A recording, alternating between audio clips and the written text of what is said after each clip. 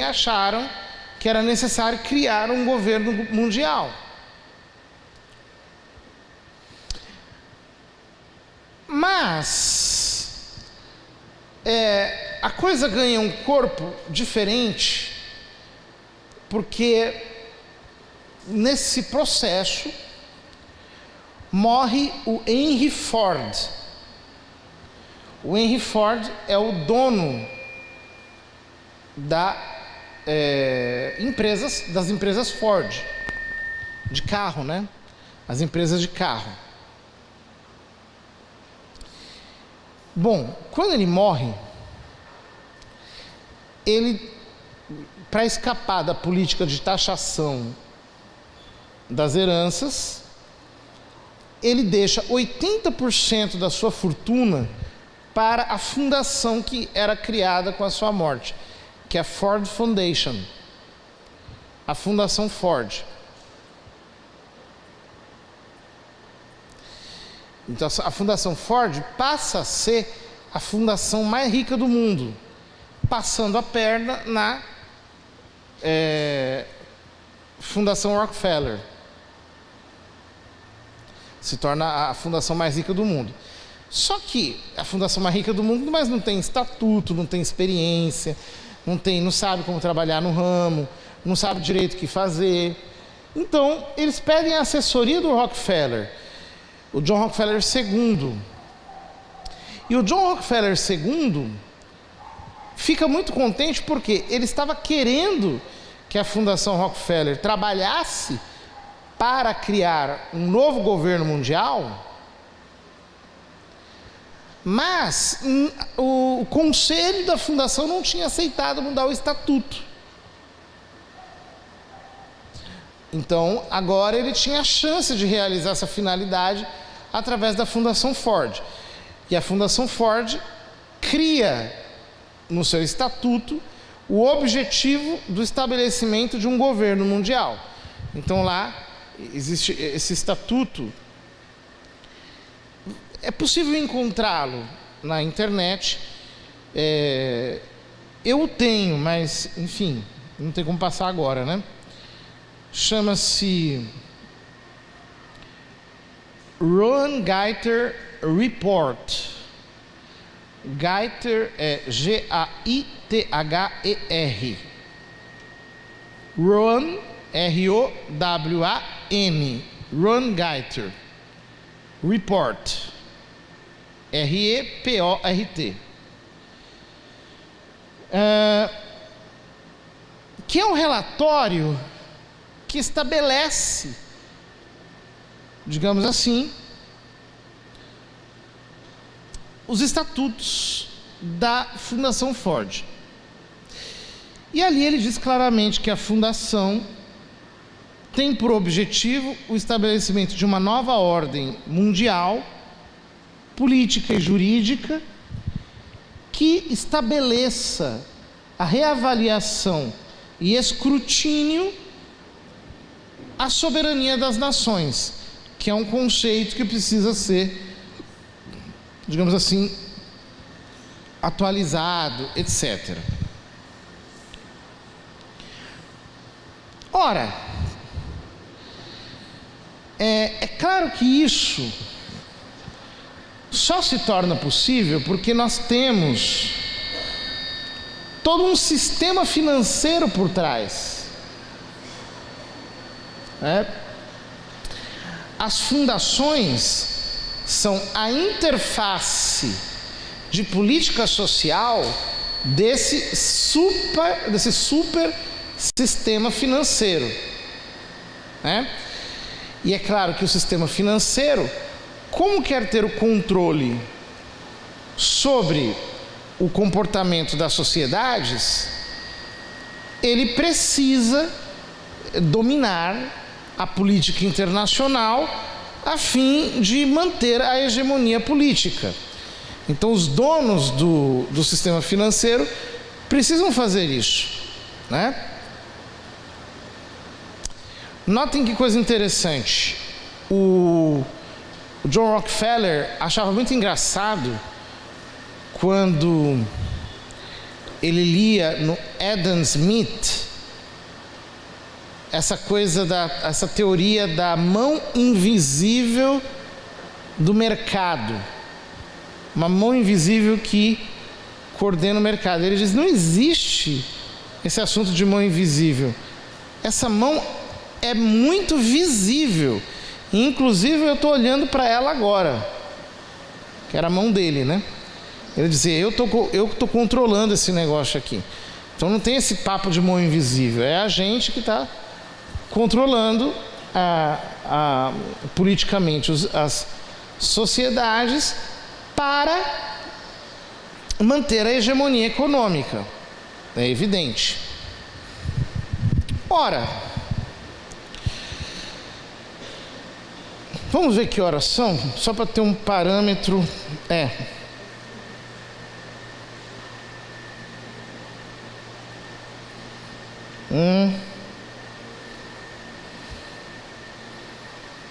Tá bom. Vamos ter que resumir um pouquinho isso aqui, mas eu já vou embicando para o final.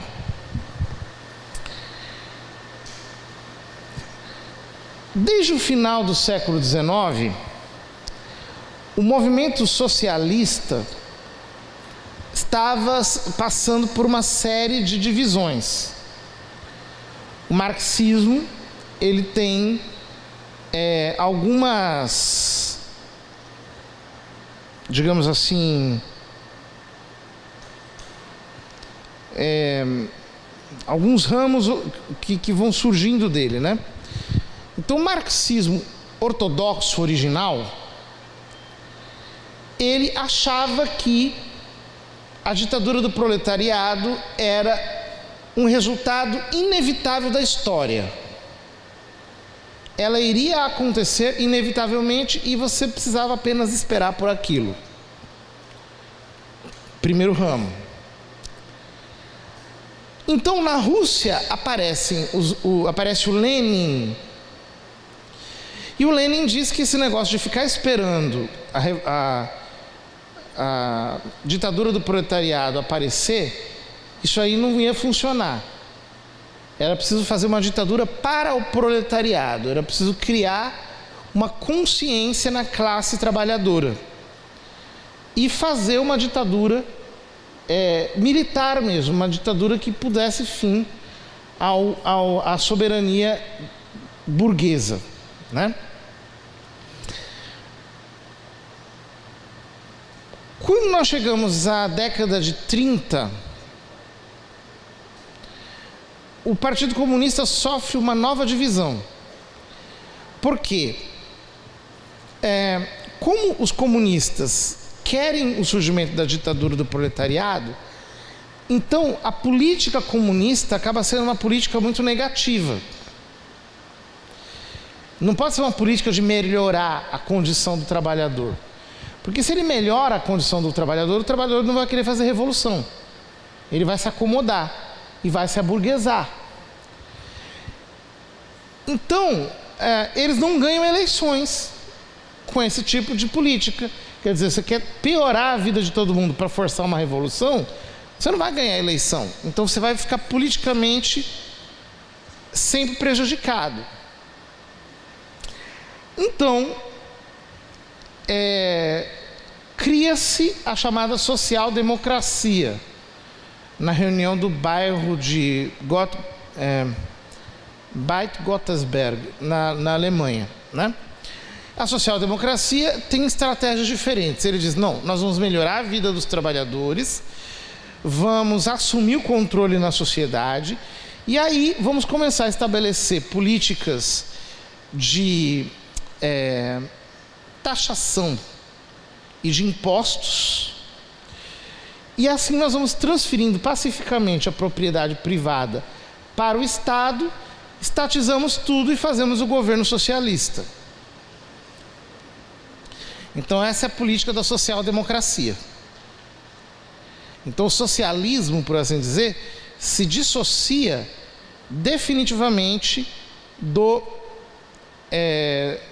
marxismo, do comunismo, né? Então, esse é o terceiro ramo. Só que aí surge um quarto ramo muito, muito perigoso, que diz o seguinte: não existe a possibilidade de criar uma consciência proletária internacional, como queria o Lenin e depois como queria o Trotsky. Né? Você tem que criar... Abaixou isso aqui, de repente ele abaixa, né? Você tem que criar, segundo dizem eles, você tem que criar uma consciência nacionalista. Por quê? Você tem que unificar a nação no processo revolucionário, tirar a burguesia, e o governo central vai criar o socialismo. Aí surge o nacionalsocialismo, que é o fascismo e o nazismo. O fascismo e o nazismo são filiações comunistas, né? Com versões diferentes. Quem começou com isso foi um filósofo comunista chamado Jorge Sorel. Ora, quando a gente chega à década de 60 do século passado, os comunistas pareciam que iam conseguir, os socialistas, né? Os socialistas, eles iam conseguir dominar o mundo inteiro. A Segunda Guerra já tinha derrotado os fascistas e os nazistas. Havia ainda o comunismo forte na Rússia e na China. Na China até hoje, mas um comunismo muito mais recalculado, etc. E o marxismo originário não tinha produzido muitos efeitos. Só que os países socialistas iam se expandindo. Eles iam crescendo economicamente. Então, tá vendo? De repente ele sobe. Oxe. Então,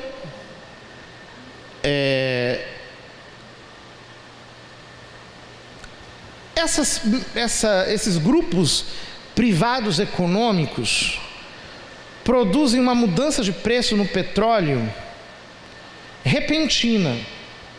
Isso no começo da década de 80. E com isso eles quebram todos os países do mundo.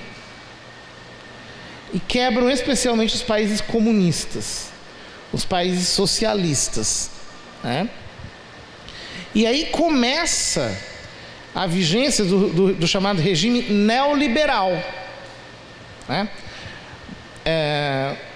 Você tinha a escola austríaca de economia, que é extremamente liberal. Fizeram um experimento do Hayek no Chile. O Chile prosperou muito graças a essa política econômica, só que ela é ultraliberal, então é imoral também, acaba tendo graves problemas de ordem social e de ordem moral propriamente ditas, né? E o país vai se corrompendo, é isso que vai acontecendo. E no fundo, a grande questão é que vai passando para, digamos assim, entes privados, para esses grupos econômicos privados, o controle sobre a economia dos países. Né? Então os países vão perdendo controle sobre a economia porque eles ficam de joelhos diante desses magnatas econômicos estrangeiros. Ora, quando nós chegamos ao século XXI, então nós estamos em um franco processo de criação de um governo global no mundo. Isso está acontecendo, né?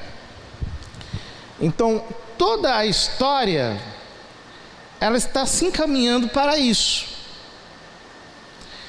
Existem grupos disputando para ver quem é que vai definir os rumos deste governo global.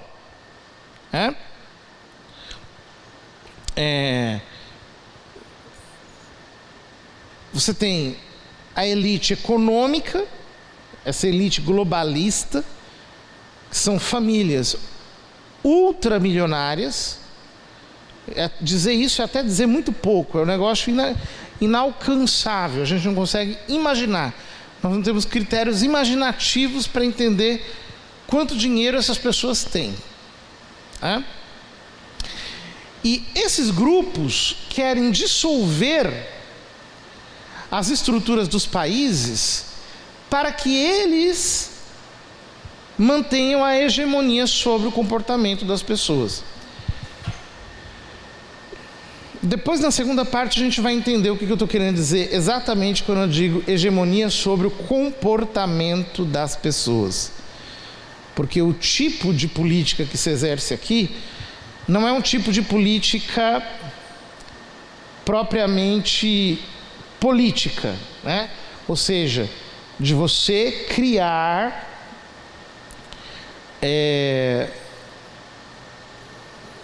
digamos assim, formas de governo propriamente sobre os países. Não é isso. É um outro jeito de determinar a política.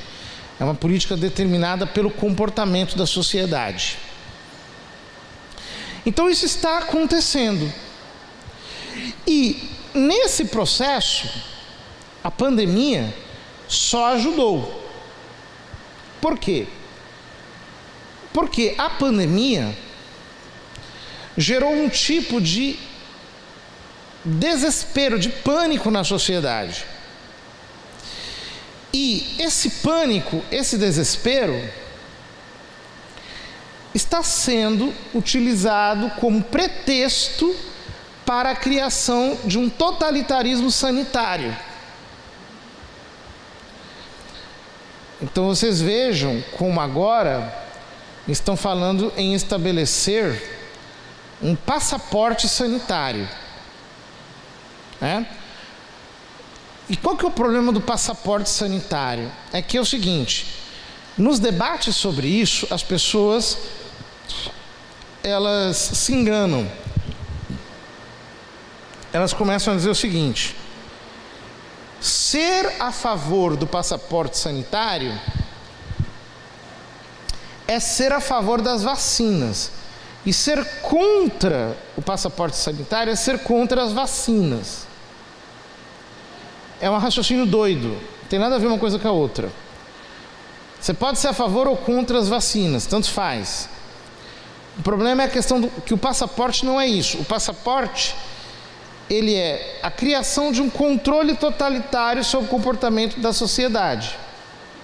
Ou seja, para que serve um passaporte? O passaporte serve para você viajar para um outro país. Então, por exemplo, se eu chego na França, eu apresento meu passaporte brasileiro, eu digo, eu sou cidadão do Brasil. Então o passaporte serve para fora do país, para eu dizer que sou cidadão de um outro país. O passaporte sanitário vai servir para eu sair da minha casa. Isso significa que a partir da criação do passaporte sanitário, eu vou ser cidadão apenas da minha casa. Fora da minha casa, eu não sou mais cidadão. Fora da minha casa, eu estou debaixo do controle totalitário sobre o meu comportamento. Agora, eles estão exigindo essa vacina. Amanhã vão exigir o quê? Esterilização? Vão exigir que a gente faça um tratamento imoral, condenado pela igreja? Vão exigir que a gente faça uma outra coisa? Os governos, eles vão mudando, uma hora você tem direita, outra hora você tem esquerda. Mas quando você cria um tipo de controle totalitário sobre o comportamento das pessoas, você criou uma engenharia que poderá ser usada por qualquer grupo de poder no futuro. Estão percebendo? Então vejam, o mundo está caminhando nessa direção. Aí você me pergunta, O senhor acha que isso vai acontecer ou não? Eu digo, eu não sei. Eu simplesmente não sei, porque a história, ela também é conduzida por fatores imponderáveis. Acontecem mortes, acontecem cataclismas, acontecem eventos que não são controláveis, né? Então, podem acontecer situações que a gente não sabe quais sejam. Então pode acontecer uma guerra mundial. Então, se acontecer uma guerra mundial, esse assunto de criar um governo global fica um pouco adiado. Pode ser que a destruição seja tão grande que seja impossível fazer uma coisa dessas. Inclusive seria, eu acredito, né? Ou não, pode a humanidade ficar todinha em paz e aparecer realmente uma hegemonia incontrolável que a gente não vai conseguir vencer no futuro. Pode acontecer. Enfim, mas isso está se montando de uma maneira muito evidente. Agora, se os grupos que terão controle sobre isso serão estes ou aqueles, isso não está de modo algum resolvido. São questões abertas que podem ou não ter esse ou aquele desfecho de acordo com as variáveis políticas concretas.